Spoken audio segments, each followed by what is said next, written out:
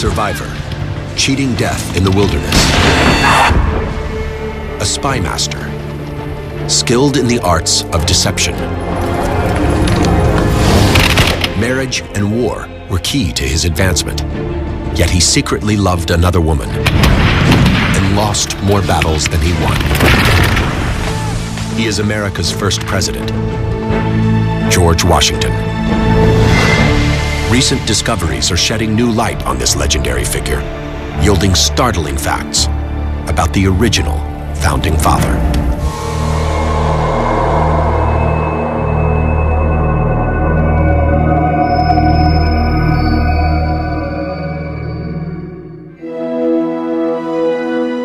He's as familiar as the face on the dollar bill. George Washington, war hero, president, the father of his country. Most everyone knows this great man, or thinks they do. But we're continuing to learn that much of what we thought is fact is actually fiction. People made up things during and after his lifetime. He went from being a man to an icon. Today, archaeologists, anthropologists, and historians are uncovering new clues about the real George Washington.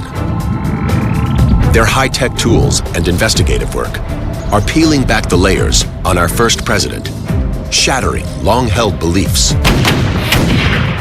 Like his brilliance as a field commander, when in fact, he was only a mediocre tactician.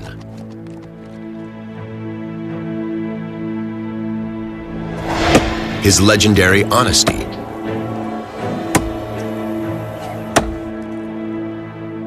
when he told a great many lies and smiled as he did so.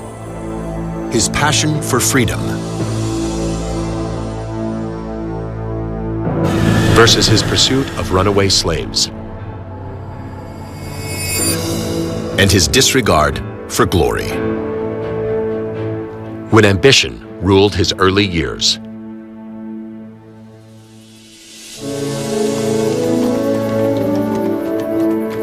We think of him as colonial aristocracy, but his roots are much more common, for Washington doesn't grow up on the vast Mount Vernon estate he'll later own.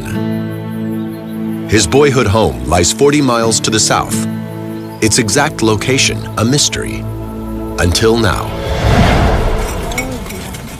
It looks to me like it's probably from the chimney, but higher up, like above a stone base. Fredericksburg, Virginia. A team of archaeologists, funded by the National Geographic Society, have discovered the forgotten remains of George Washington's childhood home. A little to your left. We're at 9 on the dot.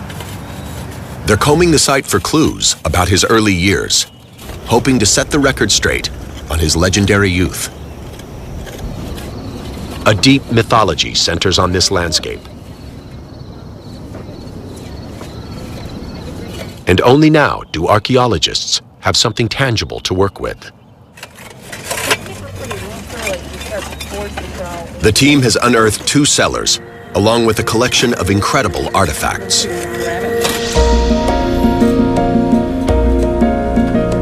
Archaeologists will analyze these finds for years, but the research has already shattered some long-standing myths.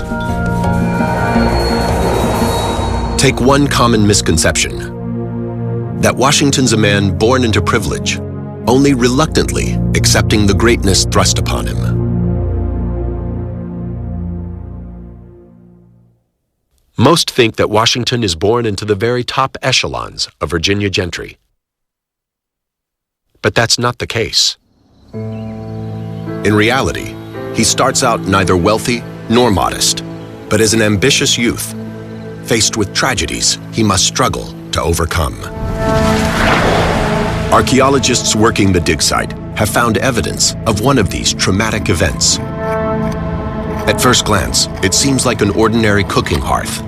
What's different about this, though, and what caught our eye immediately, was that instead of having the usual amount of domestic debris, animal bones from the cook fire, ceramics, things like that you'd expect to see in something associated with cooking, there was almost none of that. It's very clean. Instead, what we have in large number are fragments of ceiling plaster, and all burned. what that's telling us is that we're looking at something kind of catastrophic. Washington's correspondence hints that a fire struck his childhood home on Christmas Eve, 1740, destroying much of the living quarters.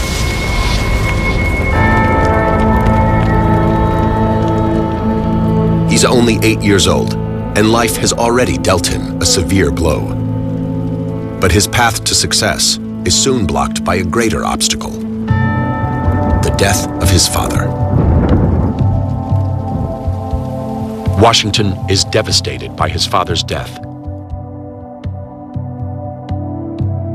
Without that man to guide him, he's cast adrift in the world.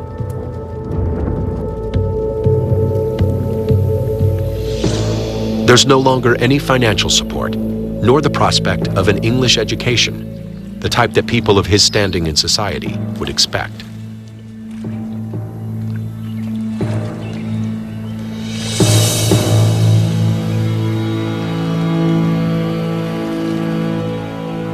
But the young Virginian is determined to create his own destiny. He has a tremendous desire for glory, fame, and to be at the top of the social ladder. His great skill is to cover this ambition by appearing at all times exceedingly modest.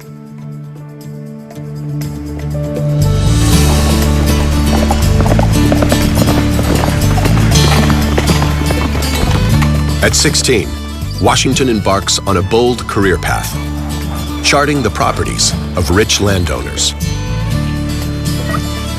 Surveying is perfectly in line with his ambitions. It allows him to rub elbows with influential families. At the same time, he can scout potential acreage for himself. Even though Washington is thought of as an Eastern planter, he's America's first Western hero. He knows that the future lies to the west.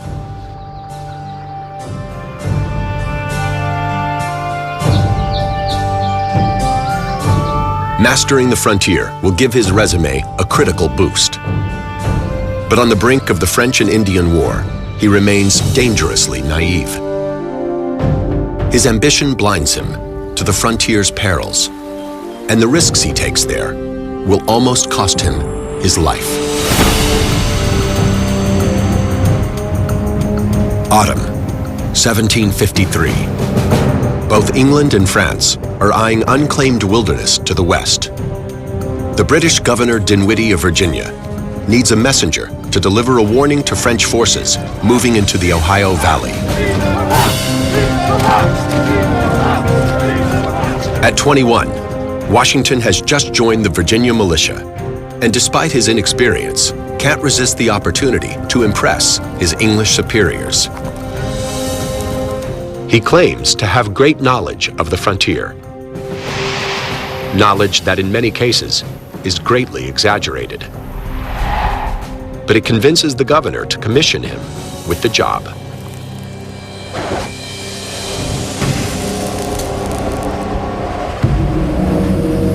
Deep in the Ohio wilderness, Washington meets with the French commander.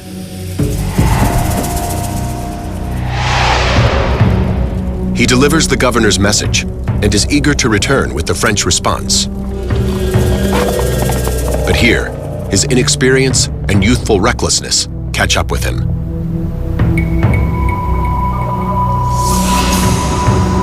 In an effort to make up time, he decides to split up his party, leaving most of the gear behind with his men.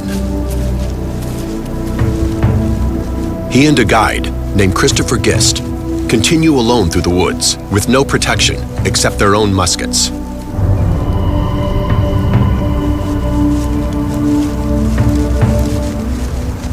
They pass a village with the ominous name of Murdering Town. Here, an Indian emerges and offers to guide them through the wilderness.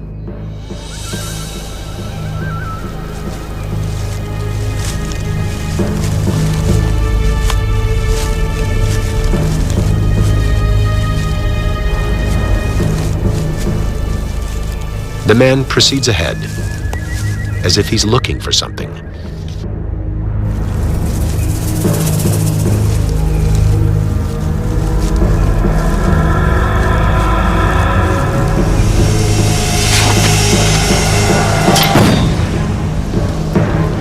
He doesn't hit anybody, but Washington is stunned. He doesn't know what to do. Gist reacts immediately and is about to blow his head off, but Washington makes him stop. Washington fears killing the man could spark hostilities between the British and Indians, so he lets him go. He immediately regrets the decision. Washington starts thinking, well, maybe I shouldn't have let him go after all, because now he's going to go get his friends. So Washington and Gist head off through the woods, going as fast as they can. They reach the banks of the Allegheny River and decide to build a raft.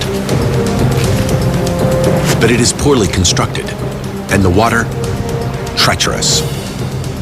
They hit some chunks of ice. Washington's off balance. He tumbles into the raging river. But Gist grabs hold of him, saving his life. The two men crawl onto a tiny island in the center of the river and hunker down for the night. But the miserable conditions prove an unexpected blessing. The next morning, the two men woke and saw that through the night it had become so cold that the Allegheny had frozen over, and they're able to walk across it. Washington's journal of the entire trip is published and it's distributed throughout the state of Virginia.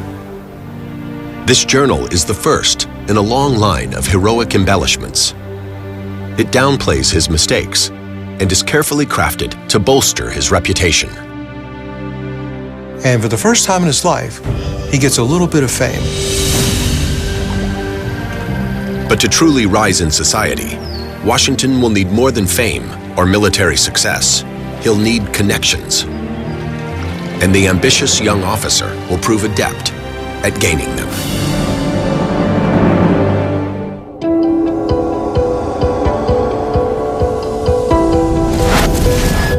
Among the artifacts recently discovered at George Washington's childhood home, one item stands out. An object intimately linked with a secretive order. This is a regular middle 18th century English molded clay pipe. But this one's special because it's got a Masonic crest on the inside. This strange emblem is the sign of the Freemasons, a global fraternity with medieval roots. Washington joins the Fredericksburg Lodge at age 20 and is an active participant. He's attracted to the Masonic philosophy of honesty, moderation, and restraint, taught through the symbolism of masonry tools. But the fraternity also opens new doors for him, allowing access to higher levels of society. He continues his networking through the Virginia militia, where he's presented with another vehicle for advancement: war. Today, George Washington is renowned as a fearless leader and brilliant military tactician. Some of that is true. His courage and bravery live up to the myth. Most of us are afraid of dying. Washington seemed to be unique in the sense that he faced death a number of times with a calmness that most people would look at as almost otherworldly.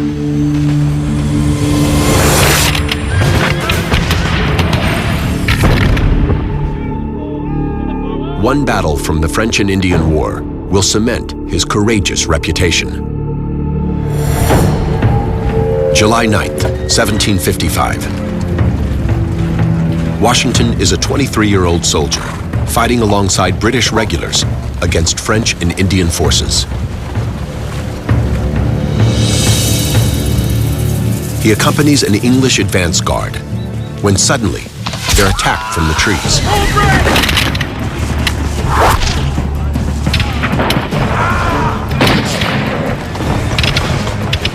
The fighting is close quarters. Gunsmoke obscures their vision. Bullets fly from every direction.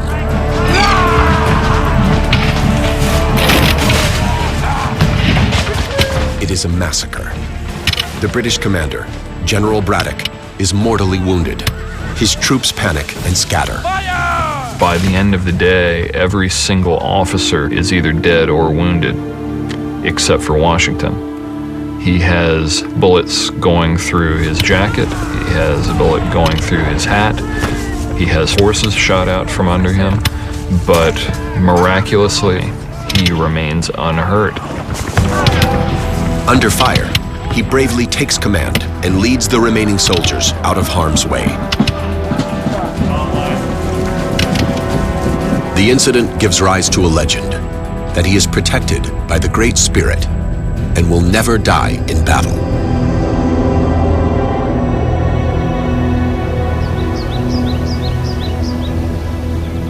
During this period, Washington also embarks on another type of conquest, the courtship of his future wife.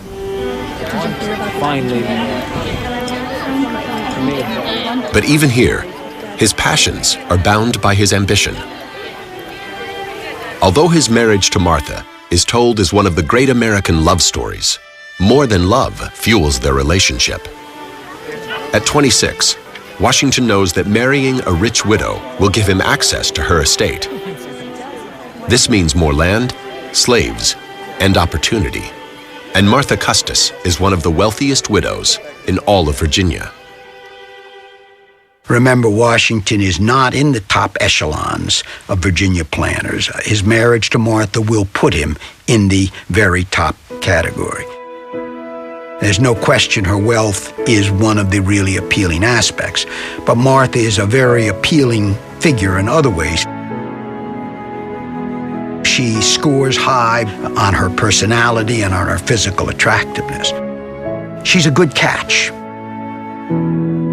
Pursuing Martha makes financial sense for Washington. But some historians believe that even while he courts her, his heart is pulled in a different direction. George Washington was infatuated with his best friend's wife, Sally Fairfax, George Fairfax's wife. She was beautiful. She was a gorgeous woman. And she flirted with George Washington in person, in letters. And she had him in her snares. Historians have uncovered a secret note he sent to Sally that reveals his more passionate side. In the letter, he says, "You have drawn me," and warns that the world has no business to know the object of my love. And he suddenly had to know the one thing that mattered the most to this poor guy at this point. Do you really love me? Do you love me at all? Apparently she treated it like it was a joke. Washington's love for Sally goes unrequited. His feelings for Martha, however, soon deepen. Over time, this marriage of convenience turns into a marriage of genuine love and affection. Washington has finally found his life partner, and at the same time, gained control over 17,000 new acres of land.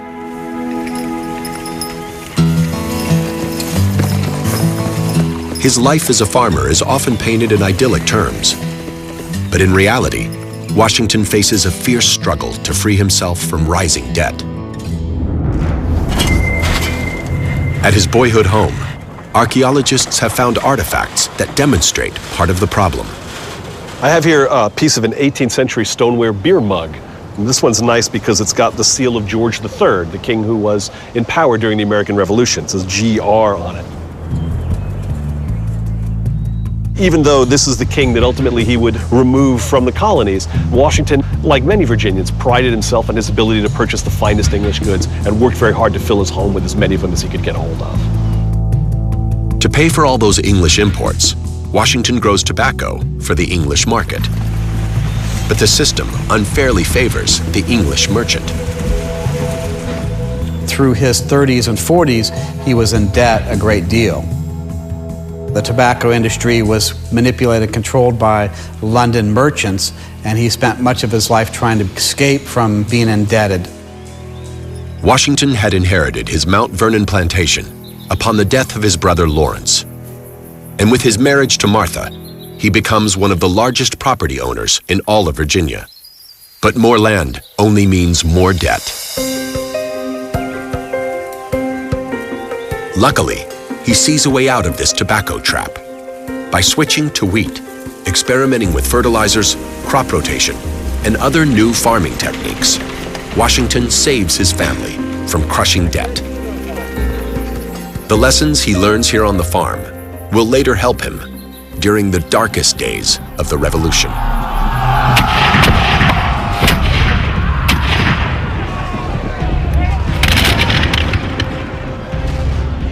We think of Washington as a great general because in the end, he wins the war. But in the field, Washington is often outmatched by the highly schooled British commanders. Washington was only a mediocre tactician, and in fact, the British were much better at managing troops in the field than he was. So he ends up losing quite a lot of battles. When he does win, it's often due to British overconfidence. And sometimes it's because of his experience, not as a field commander, but as a farmer.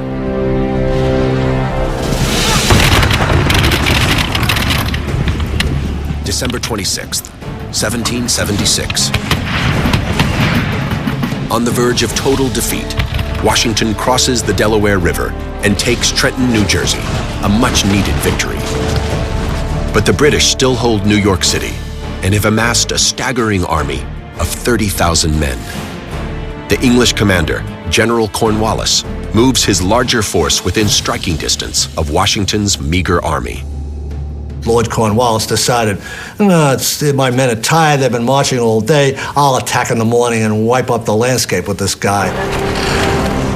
Weather conditions have Washington and his army pinned down with no chance of escape. It had become very warm. All the roads and the fields had turned to mud. He couldn't move his army. His cannon didn't move, his wagons didn't move, he was stuck.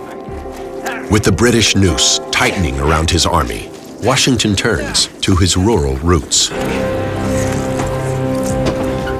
His knowledge as a farmer saved the Revolution that night. He knew from winds that were blowing in their direction that a frost was on its way. And at some time after midnight, the frost would arrive. And when it did, it would harden the mud, enabling them to evacuate.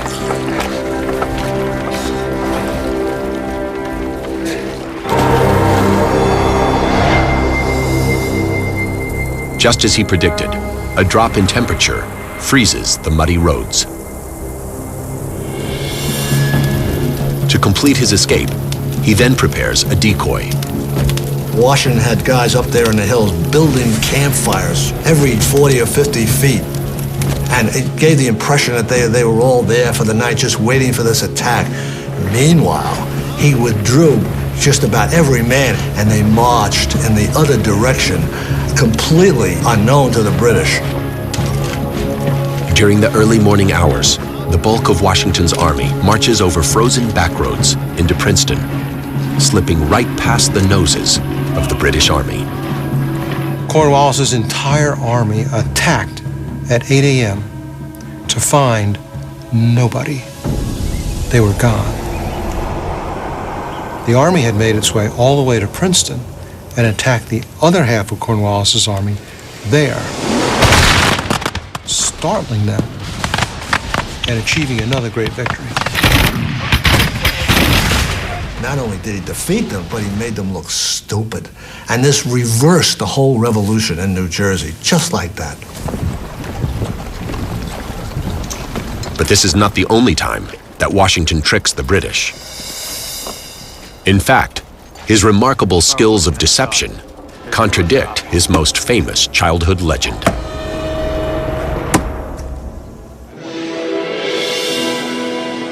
George Washington is often seen as a man above deceptive practices, too honest and principled to get his hands dirty. But when faced with long odds and high stakes, he reveals a surprising craftiness. George Washington is actually a master of trickery and deception. This duplicity flies in the face of a childhood legend. We all know the myth of the cherry tree, in which he said, "I cannot tell a lie, I cut it down." During the Revolutionary War, he was the most consummate liar that we've ever had. We call this intelligence. Despite his dignified image, Washington doesn't mind engaging in the dirty business of espionage. In fact, it thrills him. Washington was a natural spy master. He really enjoyed ciphers and invisible inks and basically all manner of the dark arts. He is particularly adept at deceiving the British with disinformation. Morristown, New Jersey, 1777. During a winter encampment, Washington's army shrinks to a few thousand men. Most have left after serving their enlistment. Others have deserted. A major confrontation with English forces now would be disastrous. So Washington comes up with a plan. He knows the British expect him to exaggerate his army size, so he baits them by reporting his forces at 40,000. And the British knew he didn't have 40,000 men. That's an enormous army. They thought he had very few men, less than 2,000 to be sure. So what Washington needed to do is to create the image in their mind through disinformation that his army was a lot bigger than it was. He hopes his first lie will give credence to a second one. Washington painstakingly writes out new summaries, inventorying troop supplies, artillery, and ammunition caches. These fake papers give the impression he's got 9,000 men, a much more believable number. He allows these papers to fall into the hands of a known British spy. The spy then goes back to General Howe in New York and says he's got 8,000 or 9,000 men, X number of cannon, X number of horses, all of which is quadruple the size of his actual army. It's too many men to attack him. So the British don't. And they sit the entire winter in New York, never attacking this phantom army that he made up. Disinformation isn't the only trick Washington uses to fool the British. He relies on several ingenious techniques to keep his correspondence secret. The simplest method is an alphanumeric cipher. And here we have an original code dictionary dating from the Revolution, in which a word is replaced by a number. Here you have New York, 727. You have George Washington, 711. Now here's an actual letter, again from the Revolution, where one spy is writing to another. For the future, every 356 must be 691 with the 286 received. Now translated, that stands for the future, every letter must be written with the ink received. In the 18th century, the most common invisible inks are made of organic liquids, such as lemon juice. They are made visible by exposing the message to heat. Now the problem with this technique was that it was the world's worst kept secret. Everybody knew it, including, of course, the British. Now a more advanced type of ink was soon brought to Washington's attention, and that was a type of ink where you would write it in one chemical solution, but you would reveal it by swabbing a different chemical solution over it. Washington personally oversees these methods of spycraft, taking a keen interest in their development.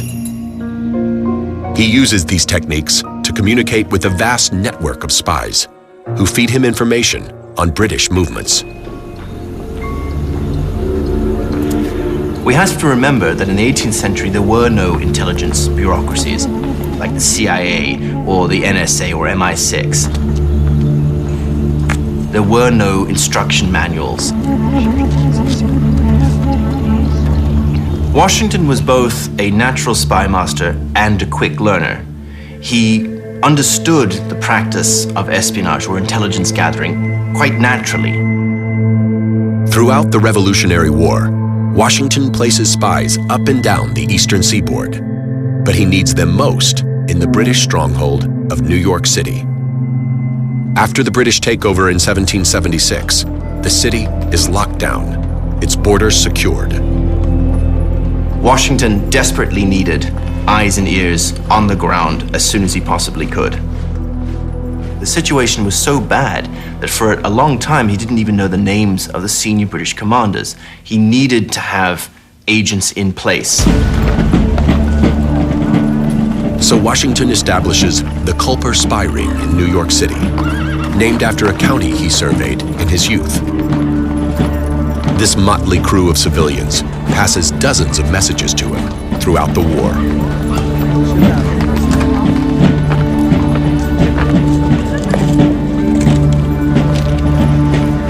But they're not his only source of intelligence. He also creates double agents. December 1776. After losing New York City, morale is at an all-time low. To inspire hope, Washington plans on taking Trenton, New Jersey, but he'll need intelligence first.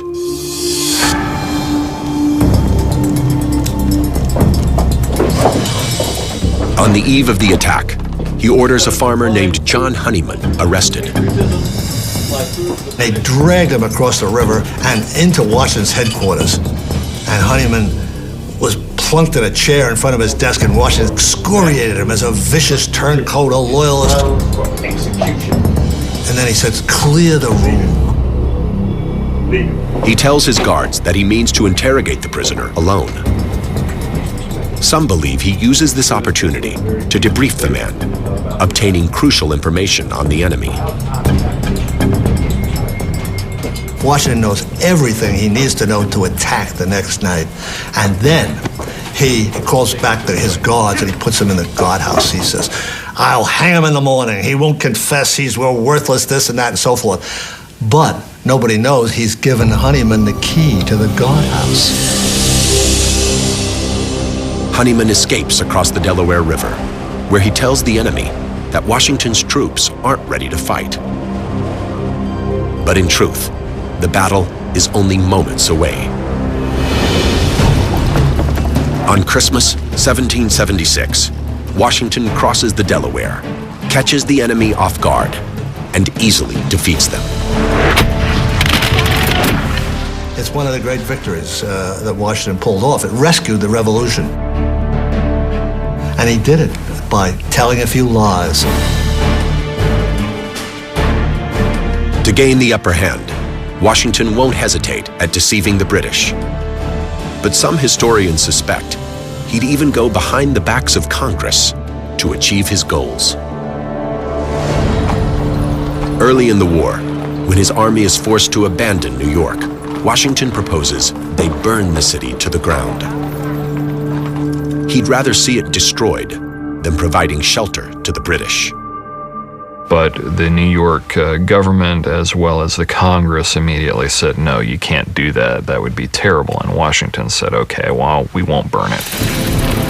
However, a few days after his evacuation, the city catches on fire. As the British go through the city fighting the blaze, they are surprised by who they encounter. They find Americans running around setting fires. Some militia, some soldiers, some civilians who are doing so under orders. Washington obviously gave the order to a subordinate, but then said, "Don't tell me when you're going to do it or how." But he knew the whole story. By entering the shadowy world of espionage and deception, Washington reveals his more devious side. He's willing to blur ethical lines for a higher cause. But during his life, he faces an even greater moral dilemma. One that will test the boundaries of his passion for freedom.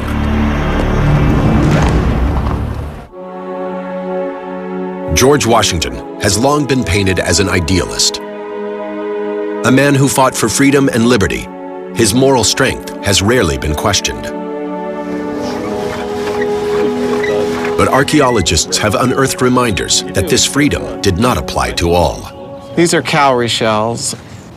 They're not found locally, they're found in Africa and in the Caribbean, and they're very important to people of Africa. Some of them are used for money, some of them are used for jewelry. These shells, found at Washington's childhood home, were likely brought here by slaves. They're a reminder of how much his livelihood depended on their labor. Washington was around slavery his entire life. He becomes an actual slave owner at age 11 when his father dies. He'll continue to acquire slaves into his adulthood. At the height of its production, his Mount Vernon estate staffs over 300 enslaved workers in both his house and fields. Washington expected his slaves to work 6 days a week from sunup to sundown. As he put it, I expect to reap the benefits of the labor myself. Even as president, he brings a contingent of slaves to Philadelphia, the current seat of government. They are held at the Executive Mansion, a precursor of today's White House. Recently, a team of archaeologists began excavating the site. What they found there surprised even them. I'm now standing at what would have been the entrance of an underground hallway or passage that would have been used primarily by servants and slaves. And it would have served to allow them access to the work areas in those two buildings and to keep them out of sight. This unknown passageway and other discoveries at the dig site have drawn new attention to Washington's relationship with slavery. In 1780, Pennsylvania passes the Gradual Abolition Act, which demands that slaves kept for more than 6 months must be freed. Washington skirts this law by illegally shuttling individuals back and forth across state lines.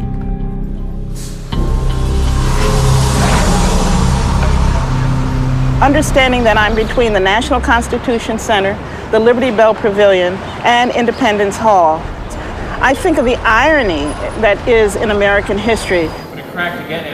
In the center of it all, we had George Washington with 9 enslaved Africans here working and toiling at the same time that this new nation was working out the precepts of liberty and freedom.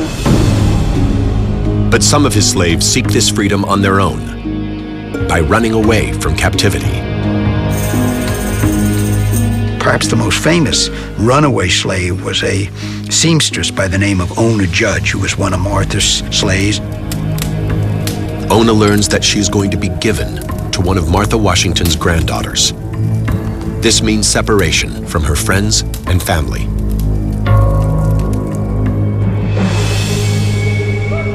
The specter of being sold is one of the most agonizing and traumatic moments within the life of any enslaved person. Philadelphia, 1796. While George Washington dines at the presidential mansion, Ona Judge slips unnoticed into the streets. She's planned her escape carefully, and she has help. There's a very well-oiled machine in Philadelphia around the escape of slavery. Don't worry. We made all the arrangements. It's all right. She'll need all the allies she can get. Washington will soon learn of her whereabouts in the North and devise a plan to covertly kidnap her. He writes letters to get her back with the understanding we don't want to make a big thing about this. It has to be done secretively because he knew it'd be very embarrassing. But Ona learns of the kidnapping plot and begins the unprecedented move of negotiating with the president. She states that I will return, but you may not enslave my children. And Washington is furious. You know, he doesn't negotiate with slaves. And she doesn't come back. Rather than risk embarrassment, Washington drops his kidnapping plans. And Ona never sees her family again.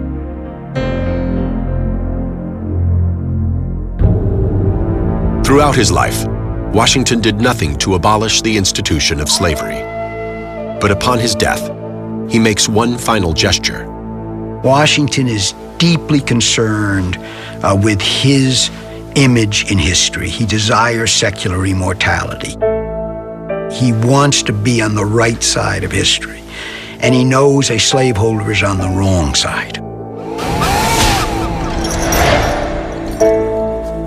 He tackles this in his final document, his long will that he writes by himself.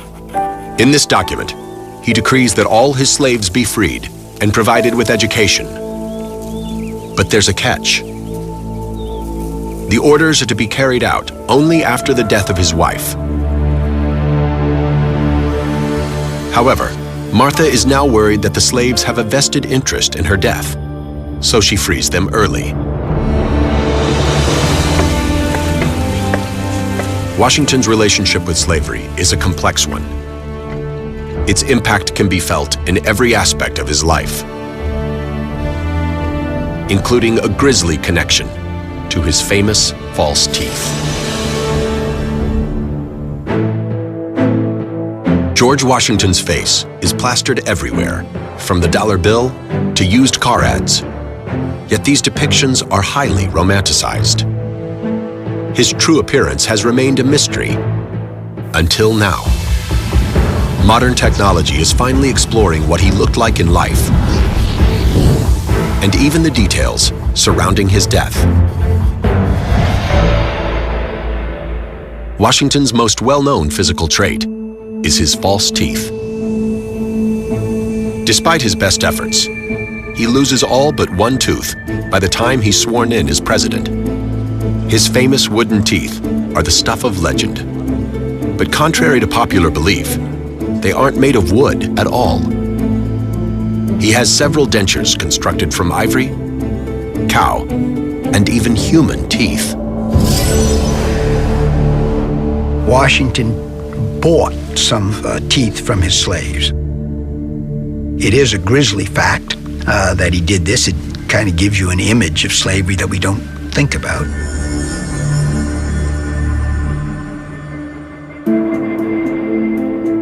But more than Washington's teeth are obscured by myth. Over the years, painters exaggerate and embellish every feature on his face. So a team of specialists in anthropology, computer imaging, and historical research has assembled at Mount Vernon to reconstruct his true features. One of the first things that I learned when embarking on this project was that I would not have access to Washington's bones, which was kind of tough for a bone person. But I did have the next best thing. The team has access to the most accurate bust of Washington ever created. A sculpture that depicts him at 53. To ensure realism, the artist Jean Houdon used a plaster life mask for reference. Washington told Houdon not to make the statue larger than life, as most people of fame wanted, and therefore I felt that I had some fairly accurate dimensions of the individual himself. Team members from Arizona State University use laser scanners to create a digital version of the bust. With a 3D model of Washington at 53, they are now presented with an ambitious task: to reconstruct his youthful face. Washington's dental history makes this difficult. When you lose teeth, you lose the bone in which the teeth are anchored. And over time, you lose enough bone that the shapes of the jaws change. And this is what happened to George Washington's face. In order to accurately portray a younger Washington, the team needs to reconstruct his youthful jawline. This is accomplished using a healthy jaw from another skeleton, digitally molded with Washington's own dentures. With a restored mouth and chin, the team continues to lower his age by adding fat and reducing cartilage. The final result is the most forensically accurate depiction of Washington ever achieved. For the first time ever, we get a glimpse of him at the ages of 57, 45, and even 19.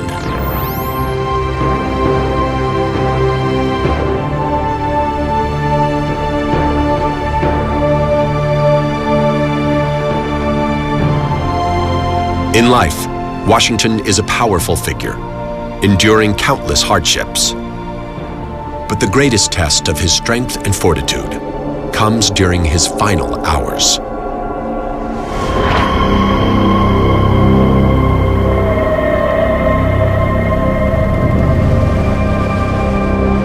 A winter storm overtakes Washington while he's out riding his Mount Vernon estate. He retires to his bedroom with a sore throat. As his airways begin to close, doctors are summoned to his bedside. But their treatment only makes the situation worse. The most surprising thing about Washington's death, I think that many people don't realize, is that it was a terribly painful and awful death. The Masonic Memorial in Alexandria, Virginia, holds a collection of the actual medical devices used to treat him on his deathbed. Bleeding was the most common medical procedure done during this time period. It was a part of the consideration that the body was a lot like a set of scales, and any sickness or illness of the body felt that the body was out of its proper balance. To restore balance, 18th century doctors commonly bled their patients using a device called a scarifier. And this is the actual tool that was used to bleed Washington by placing on the neck, cocked back, and the trigger would be pulled and the blades would come out and lacerate the skin, get the blood flowing. Experts believe Washington suffered from epiglottitis, a closing of the throat. Instead of helping, the loss of blood sent his body into shock.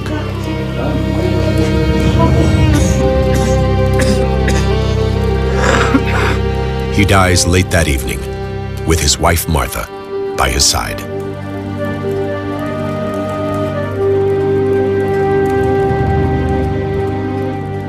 When they could do no more and Washington had breathed his last, one of the doctors went to this clock that was sitting on the bedside table and stopped the clock at 10:20, which is when Washington breathed his last. After his death, the realities of Washington's life become obscured by folklore. Legend replaces fact, and countless biographers seek to romanticize his life and personality. But in canonizing Washington, many believe they do disservice to the man behind the myth. I think one of the saddest parts of what's happened with the mythologizing of Washington is that to most Americans, he's something of a bore. Flaws and all, this is a man of passion and ambition who has a lot to say even to our own day. Those things have been really lost behind the figure on the dollar bill. That is the worst image of Washington that has ever been constructed. He looks like an old fuddy-duddy. And if we had any brains, we would take another painting of Washington, like one by Charles Wilson Peale. There's the Washington that won the war, this tall, tough guy with this tiny little smile playing on his lips and a very, very direct look in his eye. Washington and those who have filtered his life may have succeeded too well. His personality has been lost behind an iconic veneer. Only now, after more than 2 centuries, can we see him as he truly was. A flawed leader who overcame childhood tragedy, youthful recklessness, and lost love to achieve lasting greatness. This is the real George Washington, the founding father we hardly knew.